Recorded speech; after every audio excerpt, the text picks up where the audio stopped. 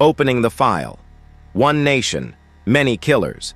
The United States of America is often described as a nation of laws, systems, and safeguards. Federal agencies, state police, local departments, and courts are designed to prevent the worst crimes and punish those responsible. Yet history shows a far more unsettling reality. Across every state, at different points in time, individuals emerged who were able to kill repeatedly, sometimes for years, without being stopped. This is not a collection of myths, exaggerations, or urban legends. Every case documented in this record is grounded in real events, real investigations, and real victims. The names that follow were not invented by rumor. They appear in court transcripts, police files, and execution records. Some were born in the early 1900s. Others operated as recently as the early 2000s. Together, they form a disturbing cross-section of American criminal history. Each state carries its own entry. Each entry represents a failure that lasted long enough for lives to be lost. In some cases, the killers were arrested quickly. In others, they remained free for 4 years, 10 years, or even decades. Technology, geography, social neglect, and human error all played a role. So did the calculated patience of the offenders themselves. The individuals in this record came from vastly different backgrounds. Some held steady jobs. Some lived transient lives. Some blended into their communities so well that neighbors described them as ordinary or even trustworthy. Others left behind clear warning signs that were ignored or misunderstood at the time. What connects them is not intelligence, class, or circumstance, but opportunity. Opportunity created by gaps in communication, limited forensic tools, and assumptions about who is worth protecting. This chapter opens the file on a national pattern, one that cannot be understood through a single case, but only by examining them together. The chapters that follow will move state by state, name by name, not to sensationalize violence, but to document it accurately and to understand how it was allowed to happen. The early years, when violence hid in plain sight. Before patterns were recognized and before names appeared in headlines, many of these crimes began quietly. In the early stages, there were no warning labels, no press conferences, and no task forces. There were only isolated incidents, missing persons reports, unexplained deaths, and cases that appeared unrelated on the surface. In hindsight, these moments marked the true beginning of long and devastating sequences of violence. Several of the individuals documented in this record began offending during periods when law enforcement lacked the tools to connect crimes across jurisdictions. In the early and mid-20th century, communication between states was limited, forensic science was still developing, and criminal profiling did not yet exist in any meaningful form. Even in later decades, similar gaps remained. Crimes committed in one county often stayed in that county's files, never compared against incidents elsewhere. During these early years, many offenders appeared unremarkable. They worked ordinary jobs, lived among families, and interacted with neighbors who suspected nothing. Some were described as quiet. Others were seen as dependable or harmless. This normalcy was not accidental. It allowed them to operate without drawing attention, and in many cases, it protected them from suspicion even when concerns were raised. Initial victims were frequently written off as anomalies. A single disappearance could be attributed to voluntary departure. A death could be ruled accidental or inconclusive. Without a clear pattern, investigators had little reason to suspect something larger was unfolding. By the time connections became apparent, years had often passed. This chapter represents the most dangerous phase in any serial crime, the period before recognition. It is the point at which violence is still invisible, when systems assume coincidence rather than design. The crimes committed during these early years laid the foundation for everything that followed, and demonstrated how easily repeated violence can remain undetected when it blends into everyday life. A predictable target, who the victims were. As investigators later discovered, the violence described in this record was not random. While the offenders themselves varied widely in age, background, and personality, their victims often did not. Across decades and across states, the same groups appeared again and again. This consistency was not coincidence. It was selection. Many of the killers targeted individuals who were unlikely to trigger immediate, sustained investigations. Young women traveling alone, people experiencing homelessness, sex workers, runaways, and individuals struggling with addiction were disproportionately represented among the victims. In some cases, children and teenagers were targeted because of their vulnerability and limited ability to defend themselves. These choices reflected a calculated understanding of social blind spots. Disappearances involving marginalized individuals were often delayed in being reported or dismissed entirely. Families lacked resources. Communities lacked influence. In some cases, victims had already been failed by institutions long before they encountered their killers. Offenders exploited this reality, knowing that delayed responses meant more time and less scrutiny. Geography played a role as well. Highways, rural roads, isolated neighborhoods, forests, and poorly lit urban areas provided opportunities to isolate victims and reduce witnesses. These locations were chosen deliberately. They offered both access and concealment, allowing crimes to occur with minimal interruption. What emerges from these cases is a grim pattern. Serial violence thrives where attention is scarce. The offenders did not simply act on impulse. They observed, adapted, and refined their methods over time. Victims were chosen not only for physical vulnerability, but for social invisibility. This chapter underscores a critical truth. The success of many serial offenders was not solely the result of their actions, but of systemic neglect. The people most at risk were also the people least protected. Until that imbalance changed, the violence continued, often unnoticed, and almost always underestimated. Names, nicknames, and the role of the media. As investigations expanded and patterns became harder to ignore, the media entered the story. With that attention came names, labels that would follow these cases for decades. The strangler, the butcher, the killer. In some instances, the nicknames were drawn from methods. In others, from locations, occupations, or crimes that stood out as particularly disturbing. These names were meant to simplify complex investigations for public consumption, but they also transformed criminals into symbols. The press played a dual role. On one hand, media coverage helped connect cases, alert communities, and pressure law enforcement to act. Public awareness led to tips, sightings, and in some cases, critical breakthroughs. On the other hand, the same coverage risked distorting reality. Violence was condensed into headlines. Victims were reduced to statistics. Offenders became infamous figures rather than individuals accountable for specific acts. In several cases documented in this record, the offenders were aware of their growing notoriety. Some followed coverage closely. A few actively engaged with it, sending letters, making phone calls, or altering their behavior in response to news reports. The attention validated them. It reinforced a sense of control and visibility that many found intoxicating. Nicknames also created distance. By turning perpetrators into characters, the focus shifted away from the lives that were lost. The crimes became stories rather than events, and repetition dulled their impact. Over time, the public learned the names of the killers more readily than the names of their victims. This chapter marks a turning point.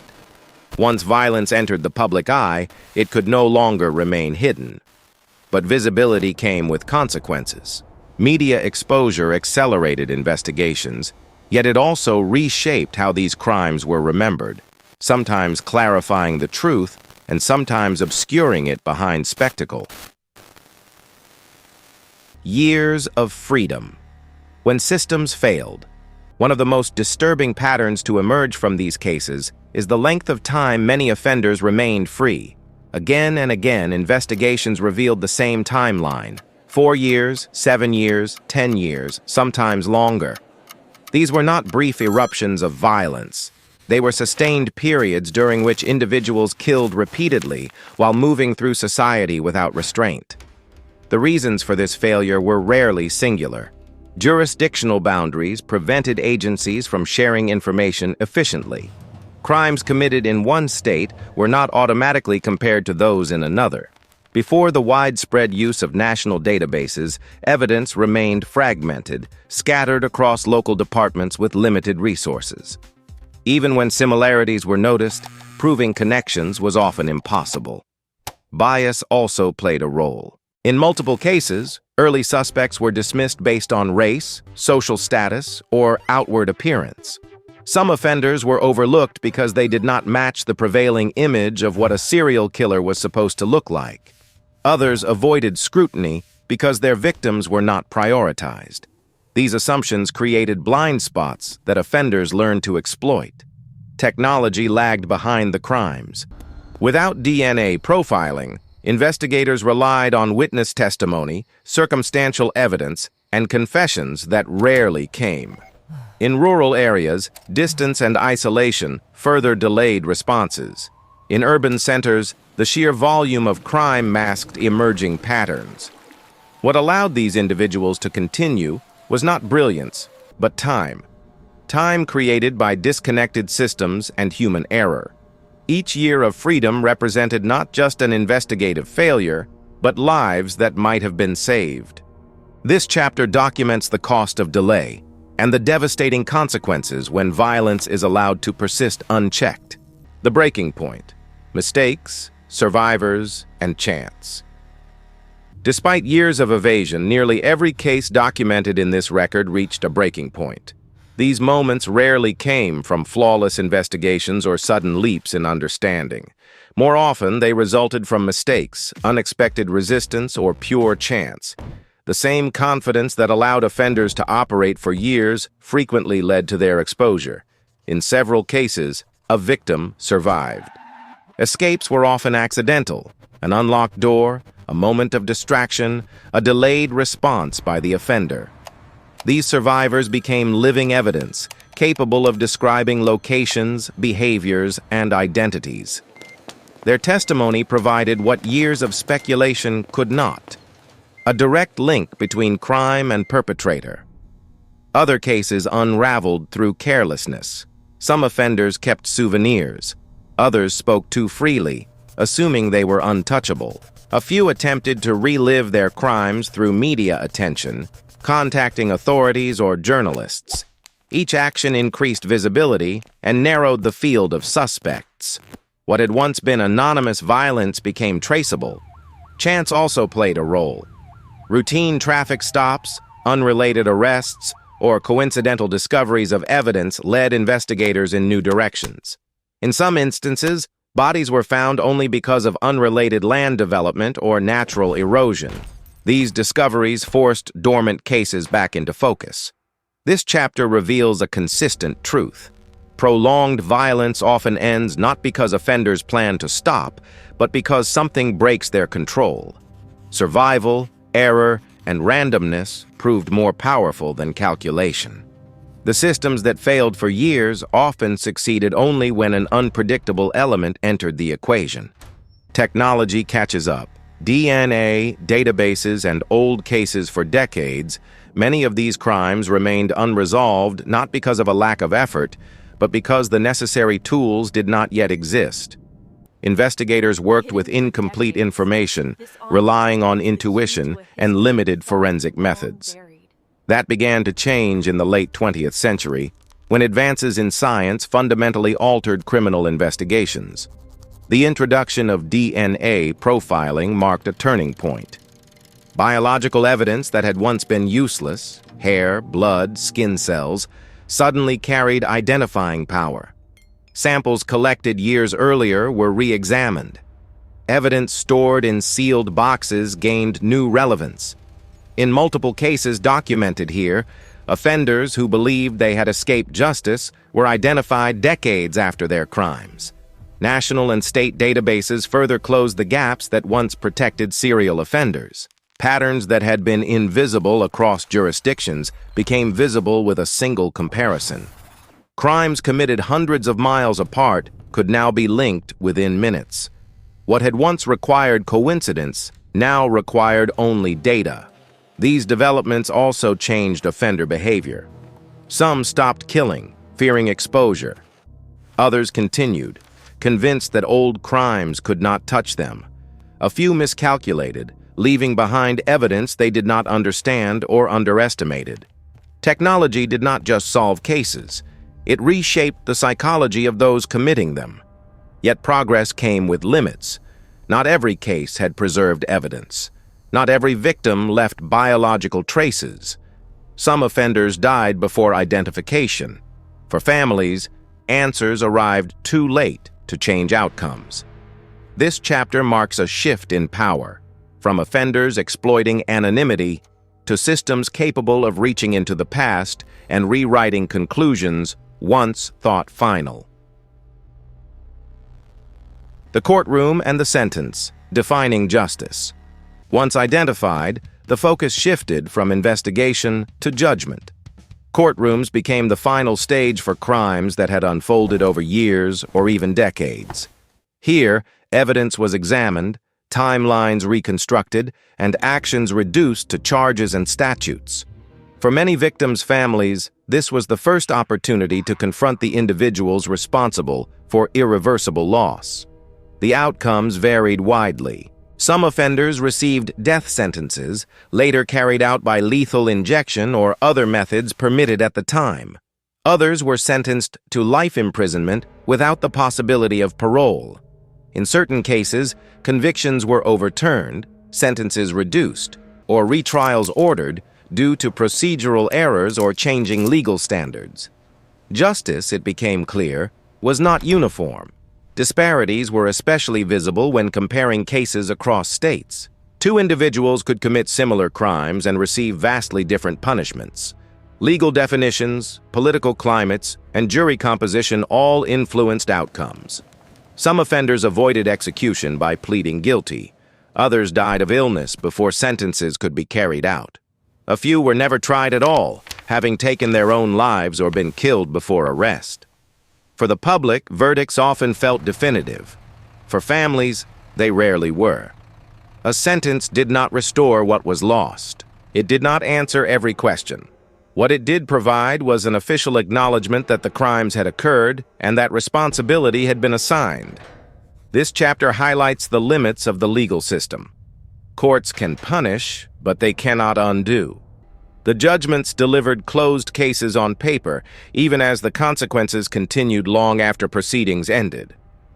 Unresolved ends, cases without closure. Not every case documented in this record reached a clear legal conclusion. Some offenders died before they could be tried. Others were suspected but never formally charged. In a number of instances, evidence was insufficient to meet the burden of proof, leaving investigations stalled despite widespread belief in guilt. These unresolved ends remain among the most unsettling aspects of serial crime. For families of victims, uncertainty often proved more painful than verdicts. Without confirmation, grief existed alongside unanswered questions. Was the right person responsible? Were there more victims? Could something have been done differently? These questions lingered for decades, long after headlines faded.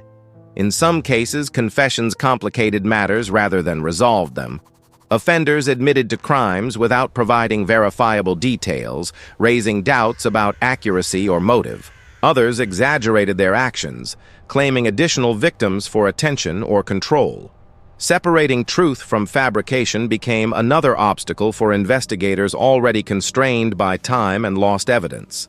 There were also instances where justice arrived too late to matter legally. Advances in forensic science identified offenders who had already died. Names were attached to crimes, but no trial followed. For some families, identification offered relief. For others, it reopened wounds without offering resolution.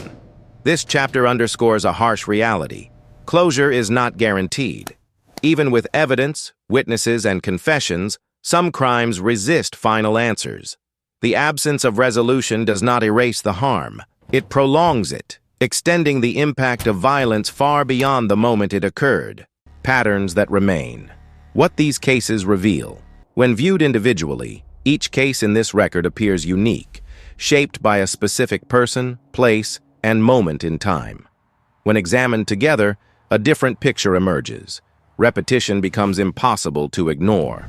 Across states and across decades, the same conditions allowed violence to flourish. Most offenders did not rely on extraordinary intelligence or elaborate planning. They relied on time, isolation, and the assumption that their actions would not be connected. Many operated for several years before suspicion arose. In nearly every case, victims belonged to groups that were overlooked or dismissed. Attention arrived only after patterns became undeniable. The systems designed to prevent and respond to violence improved slowly. Communication gaps, technological limitations, and human bias repeatedly delayed intervention. When progress occurred, through forensic science, data sharing, and survivor testimony, it came after irreversible damage had already been done. This record is not meant to catalog horror for its own sake. It exists to document failure as clearly as it documents crime. Every name represents a point at which prevention might have been possible. Every timeline reflects opportunities missed. These stories are real. The victims were real. Their lives did not end as narratives, but as losses that reshaped families and communities. Understanding how these crimes unfolded is not an act of fascination. It is an obligation. Only by recognizing the patterns that remain can future harm be reduced, and the silence that once protected violence be broken.